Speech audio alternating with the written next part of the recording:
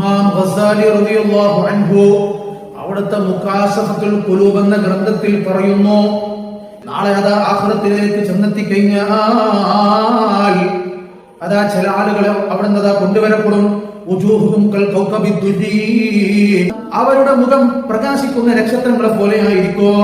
അവരോടതാ മലക്കുകൾ ചോദിക്കും, നിങ്ങളുടെ അമലുകൾ എന്തായിരുന്നു, നിങ്ങൾ ചെയ്ത സൽക്കർമ്മം എന്തായിരുന്നു? അപ്പോൾ അതാ അവർ പറയുന്നു, ഞങ്ങളങ്ങ് ബാങ്ക് കേട്ട് കഴിഞ്ഞാൽ ഒതുക്കാൻ വേണ്ടി ഞങ്ങൾ ഇരിക്കും, വേറെ ഒരു പണിയില്ല. നമ്മൾ ബാങ്ക് കേട്ടോ അപ്പൊ തന്നെ നിസ്കരിക്കാനുള്ള പുറപ്പാടില്ല, ഒതുക്കാൻ വേണ്ടി പോകാം. പിന്നെ വേറെ ചില ആളുകൾ കൊണ്ടുവരപ്പെടും,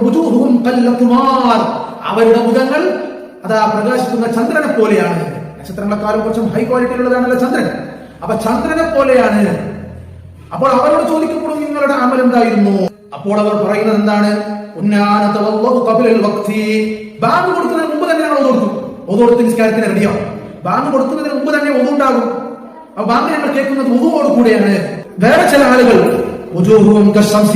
അവരുടെ മുഖങ്ങൾ അതാ സൂര്യനെ പോലെയാണ്. അവരോട് ചോദിക്കപ്പെടും, നിങ്ങളുടെ അമലെന്താ, നിങ്ങളുടെ അമലെന്താണെന്ന് ചോദിക്കുമ്പോൾ ഞങ്ങൾ ബാങ്ക് കേൾക്കൽ പള്ളിയിലാണ്. അതായത് ഓരോരുത്തർ റെഡിയായി പള്ളിയിൽ പോയിരിക്കും. ബാങ്ക് കൊടുക്കുന്ന സമയത്ത് നമ്മൾ മുമ്പ് തന്നെ പള്ളിയിലെത്തി. ഇതാ